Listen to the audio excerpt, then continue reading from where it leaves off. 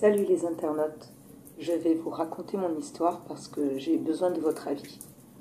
Je l'ai rédigée parce que je sais que si je me lance comme ça, je ne saurais même pas par où commencer. Et qu'aujourd'hui je suis complètement perdue et que je ne sais plus du tout quoi faire. Cela fait environ 10 ans que nous avons aménagé, mon beau-père, ma mère et mon petit frère, dans un quartier tranquille où tout le monde se connaît. Le genre de quartier où l'on ne ferme pas systématiquement la maison à clé. Mon beau-père travaille à l'hôpital, assez bien placé, et ma mère à la mairie de la ville. J'ai également la chance de m'entendre très bien avec eux et avec mon petit frère, même s'il me casse assez souvent les pieds.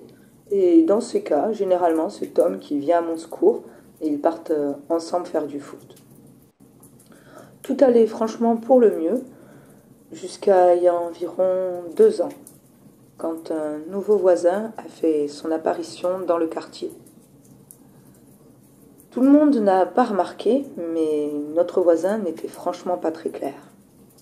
D'abord, le jour de son aménagement, avec une foule de déménageurs.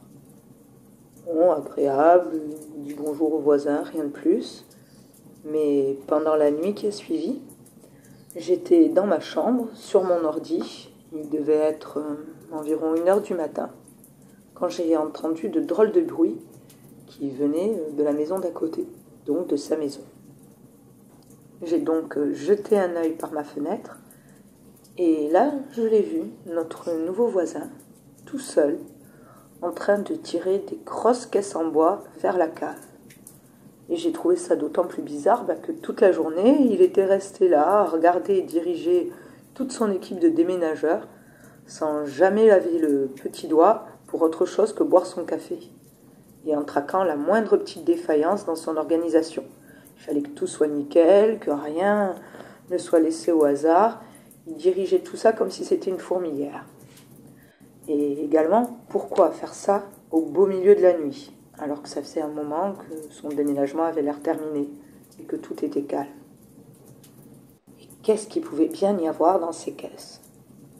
Du coup, je l'ai observé un bon moment, sans jamais me faire remarquer, jusqu'à ce qu'il rentre dans sa cave, et puis environ au bout de 20 minutes, à attendre qu'il en ressorte, j'en ai eu assez, il ne se passe absolument rien, et j'ai décidé de me coucher.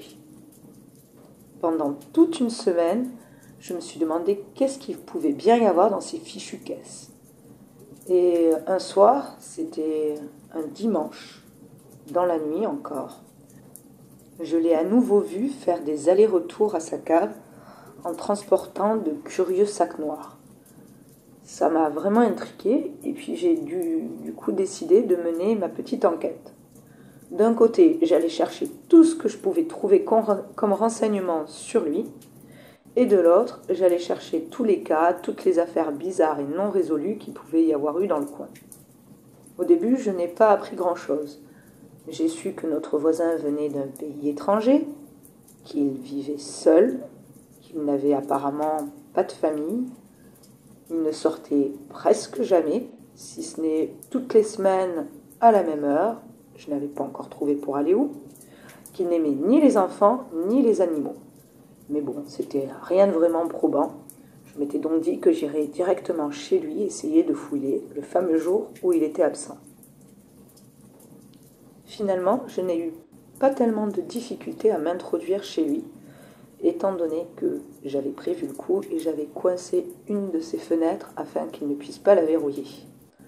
À l'intérieur, j'ai découvert une maison froide, limite aseptisée. Il devait être hyper maniaque, rien ne dépassait, tout était parfaitement rangé. Ça m'a rappelé ma maison, mais en bien plus triste et bien plus glauque. Et j'ai aussi trouvé une pièce verrouillée à l'intérieur de la maison.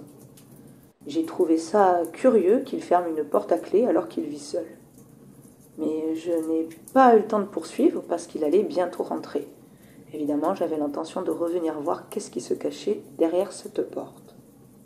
Du côté des affaires non résolues, j'ai trouvé plusieurs histoires de disparitions inquiétantes, avec notamment de nombreux SDF et des personnes isolées au cours des 2 dernières années, sur lesquelles j'avais concentré mes recherches.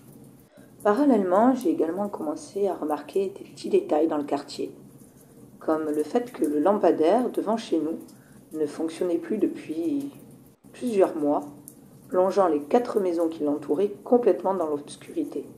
Je me suis dit que ça devait être bien pratique pour notre voisin.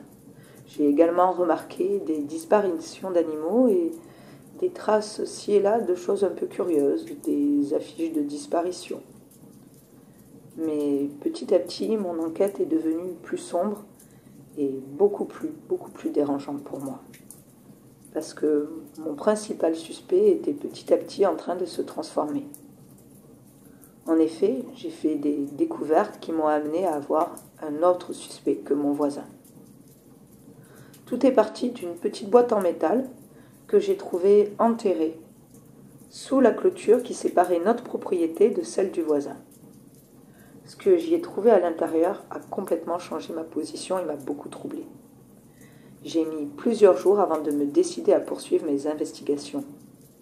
Dans cette boîte, j'ai trouvé des coupures de journaux parlant de la disparition d'une petite fille de 2 ans et de sa toute jeune mère, alors âgée de 17 ans. J'ai également trouvé des photos et de nombreuses mèches de cheveux, toutes différentes. Et j'ai trouvé un os. Quand j'ai vraiment enquêté sur cette photo et sur cette disparition, je me suis rendu compte qu'en fait, cette petite fille de 2 ans et cette jeune femme de 17 ans, c'était ma mère et moi. Et là, les questions se sont bousculées dans ma tête. J'ai étendu mon enquête des disparitions aux 5 dernières années et j'ai trouvé des détails troublants. Et j'ai commencé à me poser des questions sur mon beau-père.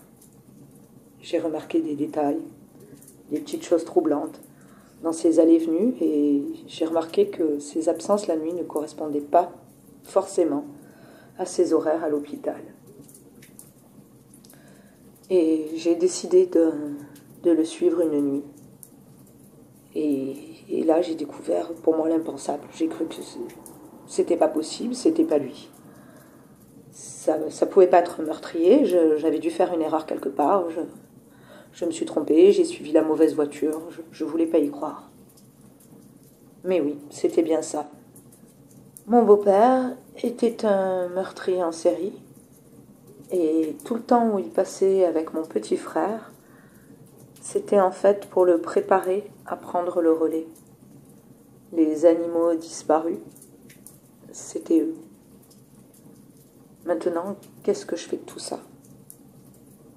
Mon beau-père a toujours été un père exceptionnel. Et il a l'air, de mon point de vue, d'un mari exceptionnel. Il a toujours pris soin de nous. Il est apprécié par tout le quartier. Et pourtant, il n'y a aucun doute. Cette boîte lui appartient. Et je ne sais pas exactement qui c'est qui l'a tué, ni qui l'a tué dernièrement. Mais c'est bien un meurtrier. Je ne sais vraiment pas quoi faire. Je me dis que c'est impossible. Et pourtant, je vous promets, c'est pourtant quelqu'un à côté de formidable et d'incroyable. On ne pourrait vraiment pas imaginer qu'il puisse commettre de telles choses. Et pourtant, je ne vous ai pas dit, je l'ai confronté. J'ai eu peur, mais en même temps, je me suis dit, c'est pas possible. Et je lui en ai parlé. Et là, il m'a raconté une histoire incroyable. Je ne sais pas encore si je peux vous la raconter. Mais si vous avez déjà vu la série Dexter, ça peut vous donner une petite idée. Maintenant, est-ce que je fais exploser ma famille ou est-ce que je ferme les yeux? Je ne sais pas. Aidez-moi.